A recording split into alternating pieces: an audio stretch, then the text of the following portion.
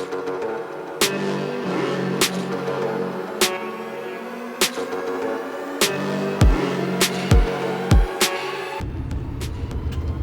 going on, world? It's your boy Jamie the Motivator. Look, here with another episode today. Today I'm here with Isom Lowman, talking success, talking philosophy, talking about what got him to the next level. Stay tuned, man. I'm super excited for this one. You're gonna want to take some notes on this one. So look, as always, meet you at the top because the bottom is too crowded. What's going on, world? It's your boy Jamie the Motivator. We're here again on the Too Crowded podcast. Here with another episode. Today I'm here with Isom Lowman. This is very special to me. It's coming full circle. I had a chance to meet Mr. Isom back in 2004 as a 14-year-old. Because of unforeseen circumstances, I landed myself in juvenile. And the first piece of motivation that I was exposed to was Mr. Isom coming in, talking about his start of being an owner at Athlete's Foot. I heard his story. He told me once I got out, he would give me a job. He stood by that. My first job was working at Supreme down in underground Atlanta. So if you know about Atlanta, you know what I'm talking about. But today I'm here. It's long overdue. Isom. Yeah. Hey, man, I appreciate you again, man. No, for sure, man. Thank you. I'm happy to be here, man. Absolutely. Thank you for bringing us here and being at your property here today. This is good. It's beautiful. I'm already inspired, feeling motivated. For the people who don't know you, don't know your name, because I know a lot of times you're behind the scenes. Right. Who are you? And tell us a little bit about your start and how you got here today. Okay. My name is Isom Lowman, president owner of the Lowman Group Incorporated. I'm a franchisee with the Athlete's Foot. Been in business since June 26, 1999, when I opened my first store, first Athlete's Foot store, Memorial Drive, Belvedere Plaza in Decatur. Since then, I've opened 39 tennis shoe stores. Like you said, I had the store called Supreme in Atlanta, downtown, underground, many years ago, Fame, Athlete's Foot. So I had several different concepts, had stores in New Orleans, Charlotte, North Carolina. Currently I have one in Washington, D.C. Sold most of my stores to City Gear back in 2013. Went back down to 2 stores, opened 7 stores since then. So now currently operates 9 Athlete's Foot tennis shoe locations. But the way I got started, I was a student at Morehouse back in, entered Morehouse in 94, graduated in 98. In I believe it was 1996, 1997, one of my good friends, Mark Wise, his dad unfortunately passed away, but he left him some money, and Mark started investing in the stock market. So I was watching Mark, seeing what he was doing, and at the time I was working some part-time jobs. I worked at Six Flags, flipping hot dogs, worked at Sam's Club, pushing buggies, and I also had a scholarship from Bryant Gumbel for $10,000 my junior year at Morehouse. So I had gone to summer school 2 years in a row. When I was at Morehouse, I was kind of ahead on my classes. So I finished my requirements for graduation a semester early. So I still had the $10,000 left in my student account. Of course, my parents didn't know that, but I still had the $10,000 left in my student account from the scholarship from Bryant Gumbel.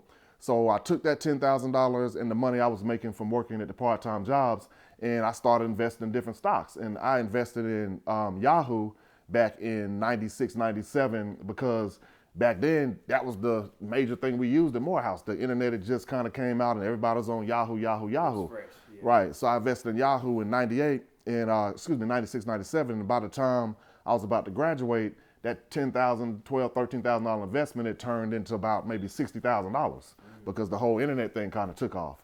So I was like, wow, I need to take this money and see if I can start some type of business. So initially I was gonna open up a Mrs. Fields cookie store. And I still remember the guy, I think his name was Richard Hankins or something like that, worked at Mrs. Fields Cookie. And he was like, yeah, you should come up to DC. We got a location in Pentagon City Mall. It's a great location. Why don't you come check it out? And at the time I was still in college and we were still partying, doing our thing. And I was like, man, I really don't want to go to DC and all this and all of that. But I was like, let me go check it out. So it was an airline called ValueJet back then, and if you were a student, you could fly one way for like $29. Sweet. So I got a ValueJet flight, flew up to Pentagon City Mall, and met with the guy, and he was like, yeah, this would be a great location for the cookie store. It's a Athlete's Foot corporate store on this side doing like $2.3 million in sales. It's a Champs on this side doing $2 million. It'll be a great spot right between them. So I was like, dang, I ain't no shoes sold like that. Exactly. And I always was like a sneakerhead growing up and really interested in tennis shoes, right? So I was like, on my plane trip back, I was flipping through this franchising magazine, seeing if anybody franchised footwear. And I found out about the Athlete's Foot. So I called them, and they was like, oh yeah, we just moved our headquarters from Pittsburgh to Kennesaw, Georgia, which is right outside of Atlanta. We don't really have a presence in Atlanta. We'd love to meet with you. So I went down there. I had an initial meeting with them, and went well. And they were like, well, what do you think about putting the store? So I said, I was thinking about this little suburb of Atlanta called Decatur. So I had them meet me at the Red Lobster on Candler Road. And when they got there, it was like, they looked around. I was like, man, I don't know. We ain't never had no store. Right? No area like this. But hey, if you think it'll work, we got this company that's, doing some financing for new franchisees. So they hooked me up with the company, Franchise Mortgage Acceptance Company. I wrote a business plan, submitted it to them, and they loaned me, they approved me for a loan for $125,000. So I had that $125,000 plus the $60,000 that I had saved from investing. Then my mom and dad mortgaged their house, lent me another $50. My grandma mortgaged their house, lent me another $20. So I put all that together and opened up one Athlete's Foot franchise in Decatur in Belvedere Plaza on the corner of Columbia Memorial Drive. And that store did well. We had one of the largest grand openings ever. Did phenomenal the first year. So after we started rolling, doing good, I paid my mom and dad back. Paid my grandma, unfortunately it passed, but I paid the money back to her heirs. Bought my mom a new car, bought my dad a new car, and just started reinvesting in other stores. So I went around and opened up stores in other parts of Atlanta that were similar to that location, and eventually expanded to New Orleans, Houston, Texas, and Charlotte, North Carolina. And I eventually had opened up 39 stores in my 21-year tenure. So man, that's pretty much how I did it, how I got started. Wow. So look, for the people, I'm sure it wasn't that easy. Right. He brought it in 3 minutes, right, but we're going to reel it back and then go through those steps because that's right, amazing. So I first want to start off with, how did you end up at the RYDC, like talking that day? If you remember. I remember. Yeah, no, I remember, man. To be honest, it's like, part of my whole concept of wanting to get into business is I wanted to be able to give back to the community. I wanted to be able to be an inspiration to people and help those who I felt like were, could use some guidance. Because really, I sell shoes for a living, and I like the shoe industry, but my real passion is mentorship, and that's my real passion. And so there was a guy named Benny Foster, we called him Preacher, and he used to always be coming through my store, and he would always have, young guys with him and stuff like that he was mentoring, and he always had these youth groups where he was trying to help the youth in the community.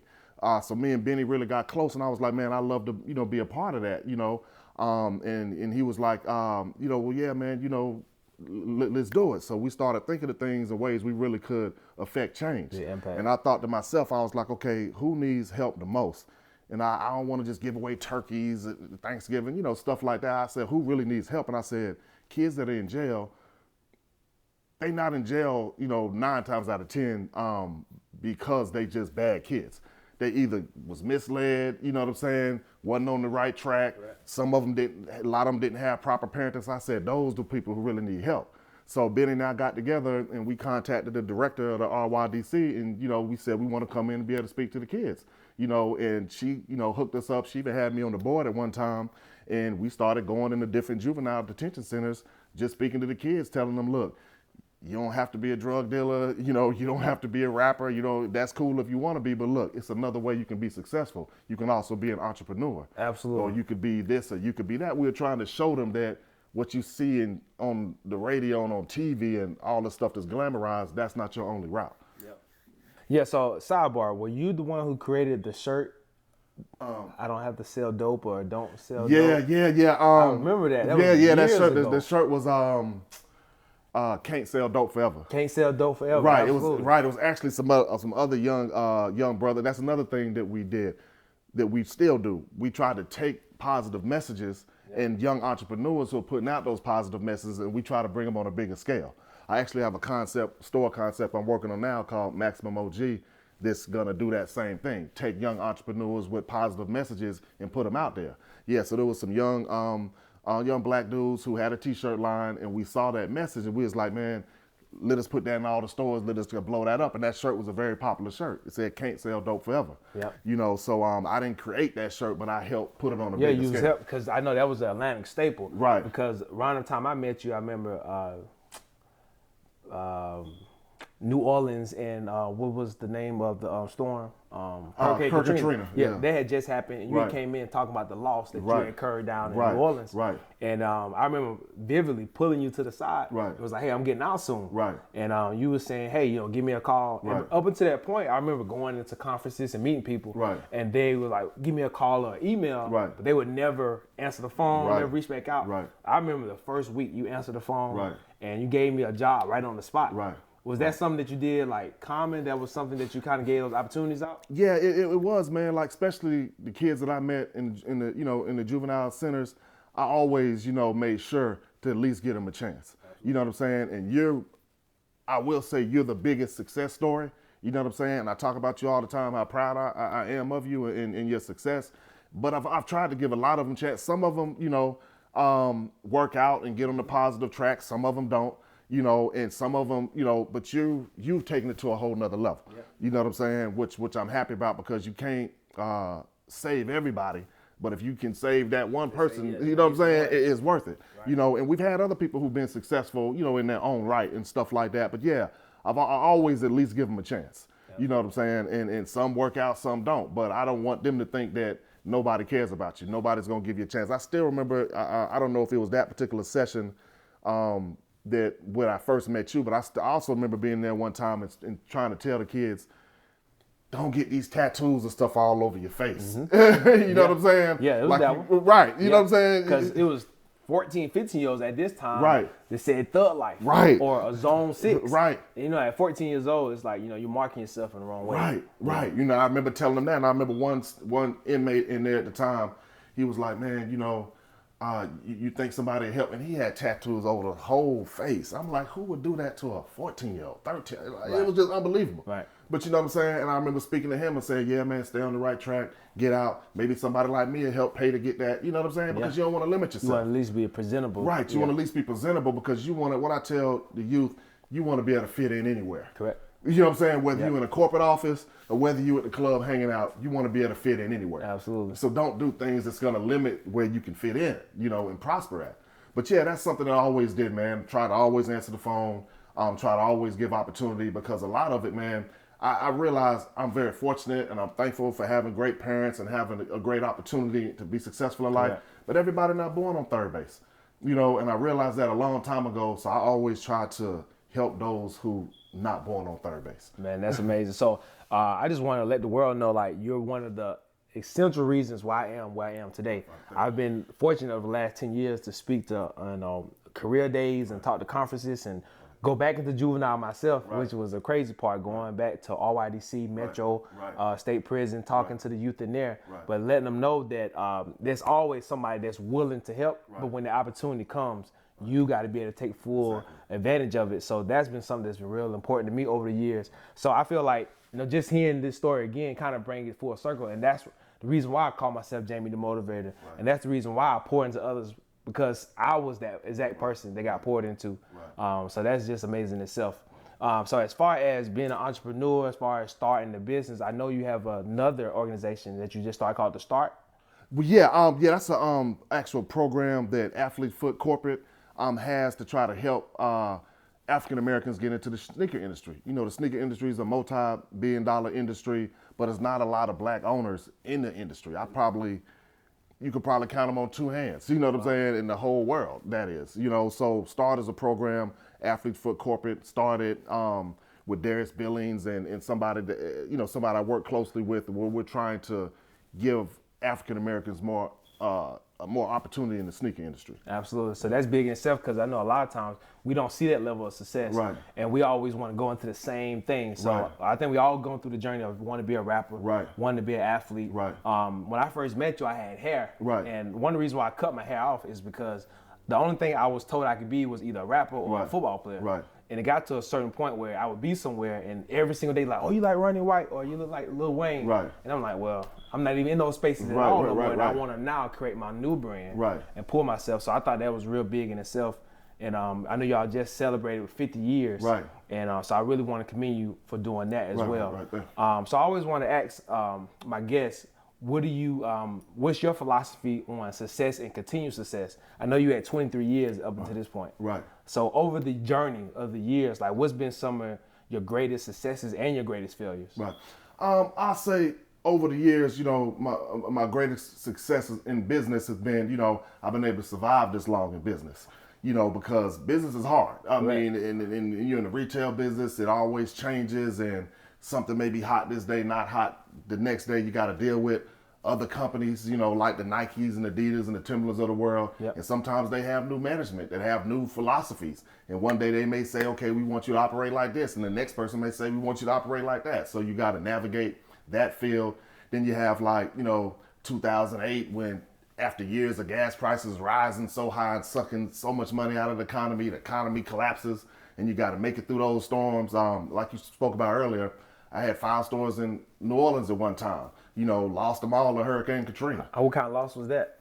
That was major, man, because one of the stores I just opened on Chef Montour Highway in New Orleans, and when you get flood insurance, it's a 30-day window to where that insurance comes in, where it kicks in, because they don't want people running out getting flood insurance when they see a hurricane coming. Correct. That wasn't my situation. I actually just opened the store 3 days, I think 6 days before Hurricane Katrina.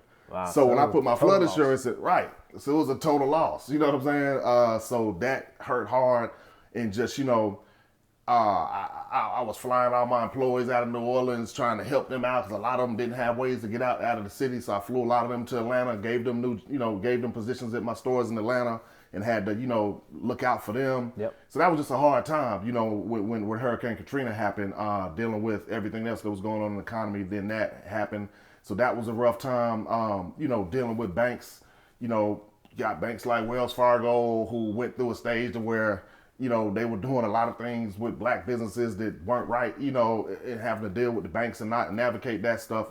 In my opinion, I would say they weren't right. So, and being new and fresh, because when I signed my first franchise agreement, I was 22 years old. You know what I'm saying? So I didn't have a roadmap. I didn't have a mentor. You know what I'm saying? I was going off of the grace of God. You know what I'm saying? Which is heavy, because that's really what got me here. So I would say those were probably my biggest struggles, just the learning curve.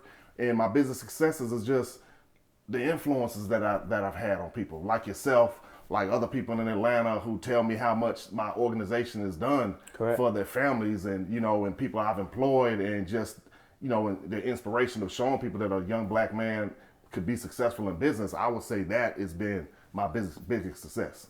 Yeah, and that's big because I started my first gym at 21. Right. So, and I had a few mentors there. Right. But I was ultimately by myself. Right. It was crazy. My first gym was on Memorial Drive as well. Oh, okay, that's what's up. So I was in the old Circuit City Plaza. Okay, yeah, I know exactly what it is. Yep, so I was there for 9 years. Right. And no roadmap. They said I was the youngest ever to get a building. Right. And then the landlord never, wanted to work with younger people. Right.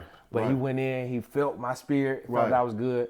I caught it on camera, of me signing the lease that day. What's up. Yeah. So I feel like that's definitely, it all started from you, because, you know what I'm saying, you had it on you, and then years later I did it myself. Right. Now that's a blessing, man, and like you said, and I got to shout out those landlords and those people who do take chances on people, and I got to shout out Mims Enterprises, because I met with Robert Mims himself when I signed my first lease, and I was, 22 years old, and he took a chance on me, and they don't have to do that because everybody won't. You know what I'm saying? So I want to, shout him out, and shout out the landlord who gave you a shot. You know what I'm saying? Because, look where we are now. Absolutely. And that's because somebody, believed in giving us, a chance in different instances. So today we're talking to another entrepreneur that, it's a startuppreneur, wantrepreneur, a dreampreneur that wants to get to any part of success that you're at. Right. What is some advice directly for them that we can give them to get started? Right. Well, number one, I'll tell them, put your seatbelt on. You know what I'm saying? Because being a business owner yourself, it's a ride. You know what I'm saying? And you got to be ready for that. It's a price to pay for everything. If you want to be in business, you got to understand that you never clock out, because even when you're not working, you thinking about it when you're at home. You think about your next move. You think about this bill that's coming. You think about how you're going to make this happen. It's like, a lot of people want to be in business, but they have to realize when you're in business, you're always on. You never clock out. Yep. So you have to really accept the fact that this is what you really want to do. You got to be willing to work hard, because, it's just anything that's, worth something, you're going to have to put in work to get. And what I tell the young people I speak to now, keep your credit good. You know, when you turn 18 and you start getting all the credit cards in the mails and all these offers, just understand it's good to get credit cards because you want to build up credit, but you have to be responsible with them. Correct. Buy stuff that you need on them and make sure you pay that, you have money to the side to pay that entire bill off at the end of the month. Yep. So you aren't paying interest on it, but you're building your credit up. Credit is very, very, very important. Whether you're working with landlords, whether you're trying to get a loan to be able to grow, whether you're trying to do basic things in life like finance a car. I tell the young people all the time, you know, you trying to finance a car, that same car that says $299 on the window a month, you're gonna be paying $499 if your credit bad for the same car. Yep. You know what I'm saying? So credit, credit, credit. I wish they taught that in school. Yep. You know, they teach so much stuff in school, but they don't teach that, you know, which is one of the most important things you need in life. You know, most people can't afford to buy a house in cash. Most people can't afford to buy a car in cash. Most people are gonna have to borrow money sometime in their life. And the rate that you spend to borrow that money is gonna depend on your credit. You know, so I tell everybody, you know, credit, credit, credit. You know, manage your credit properly, do what you need to do to keep your credit right. Get into the habit of saving more money than you spend. You know, it's all right to treat yourself and to have, you know, nice things, but you still have to keep things in perspective. What you really want is peace of mind. And the most financial peace of mind you're going to have is not from the clothes on your back. It's going to be from the money in your pocket. The security. You know what I'm saying? The security. Yeah. You know, so people have to put a value on that. You know, a lot of wealthy people I meet, they may have some sweatpants on and a t-shirt. I mean, they just don't put. You don't see the money. You don't see the money. You're not seeing the money. Right. They absolutely. don't put the value in what they have on and the fancy aesthetics, things. yeah. They put the value in assets, real estate. You know what I'm saying? Stocks. You know, stuff like that. So I tell young people, just change the way you think from a young age, and always try to save some money, because you're gonna feel a lot more secure with what your pockets feel like than having on just the latest this and the latest that. So those are some things I would tell people, and also do a lot of research. Whatever business you're thinking about doing, is probably another business out there. Right. Even when I started with the Athletes Fund, I asked them, I said, give me a list of your best performing stores and give me a list of your stores that perform the worst. And I went and visited all of them. I went to the best ones and I went to the worst ones. Wow. And I said, okay, the best ones are in these type of locations. The worst ones are in these type of locations. And I tried to stay away from those locations. I tried to just mimic what I saw in the successful locations and also do better what I felt like they could do better. And in most businesses, whether it's a gym, whether it's a shoe store, whether it's a car lot, most businesses, somebody else is already doing it. So you have to do your research. I see a lot of people make the mistake of, they have so much passion and they want to jump out there so fast to say, I got this business, Correct. I got it, but they didn't do the research. Yeah. You know, they didn't prepare properly. They just wanted it so bad, they just jumped out there. But they got to realize, when you do that, and if you have a bad location, you're not going to be in business long. You know, you would have jumped out there and told everybody, oh, I'm in business, but then 6 months later, you're out of business. So don't worry about what people think. And I tell people all the time, nobody really goes to sleep at night thinking about somebody else. Not at all. Everybody, God makes sure everybody got enough on their own plate to where you go to sleep thinking about your own issues. People are getting so worried about what other people think, when really ain't nobody thinking about you. When the last time you went to bed thinking about what's going on in this person's house or that person? Everybody, Never. like, people get too caught up into that. Yep. But you really got to be patient, do your research, and prepare for the future. You know, a lot of times, especially in our race, we just want stuff too fast. The instant. We want the instant gratification. Yep. The Instagram. You know what I'm saying? We just want everything instant. But you really have to prepare for the future. And that, you know, big this or big that you may think you may want to have, it may not be for you to have it. It may be for your grandkids to have it. Correct. But somebody got to pay the price to set the grandkids up. You know what I'm saying? So we have to start thinking more about the future instead of thinking about now. Man, that's amazing. So I know with the business success, you've attained so much. On the personal success, Yeah. I know you just had a child not Right. so long ago. So Right. was that your first? Well, I actually, I have 2 biological kids. My daughter is 4. My son just turned 2. Gotcha. And I have 3 kids that I raised. I'm Sharon, Vanessa, and Dre, who are actually, they were actually children of former employees of mine. Wow. And they were just, I had an office downtown at one time, and we would all be in the office, and the kids were just young. And I tried to be a father figure to them, but, you know, because, you know, I just felt like they needed that. Yeah. And as time went on, I got so attached to them, I ended up raising them. And I sent all 3 of them to college, sent Dre to Morehouse, sent Cherry on to Howard University, and where she's at Howard now, and Venations at FAMU. So I consider them my kids as well, because I raised them since they were 1, 2, and 3, and now they're 21, 22, and 20. And I also have a step son that's 7.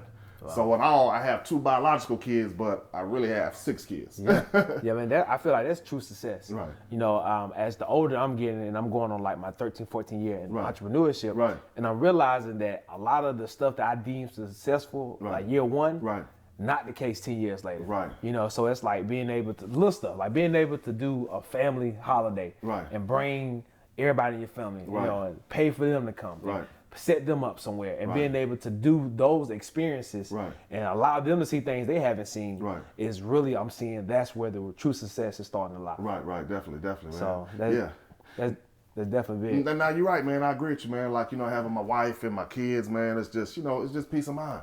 And peace of mind is priceless, man. And that's one thing I want the youth and everybody to realize. Peace of mind is priceless.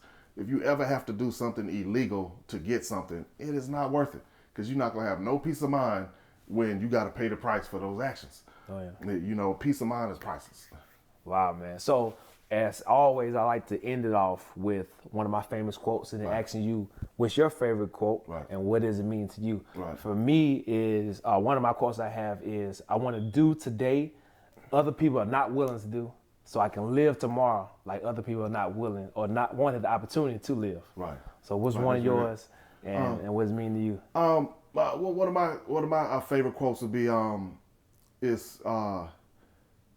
it's better to do right than to do well. And I say that to mean people want to do well, you know, financially, but sometimes what you're doing to do that is not right. You know what I'm saying? So it's better to do right than to do well. You know what I'm saying? Just do the right thing, and I just feel like God gonna take care of you. Or whatever blessing He has for you, you will receive if you just do the right thing. Absolutely. All right, well, you heard it here today with Isom Lowman. I'm super inspired. When I do these interviews, I'm showing you, I'm bringing success to you. Some people won't see success in their lives, so we're bringing it to you. But as being a student for myself, I want to go back and go through this thing and go through the gems. I hope you're taking your notes. But as always, take this information, look him up, make sure you follow him on social media. Make sure you support the Athlete's Foot brand. I know Athlete's Foot just opened up in Atlantic Station. Was that you? Yeah, that's a friend of mine named Shaddy, who has a store over there in Atlantic Station. Absolutely, but I know I've been noticing the brand is definitely coming back stronger. Right. And it's being revitalized to a nice, clean corporate look. Right. So I'm definitely liking that. Yeah. So make sure you go out and support. And as always, I meet you at the top because the bottom is too crowded. Peace. Peace.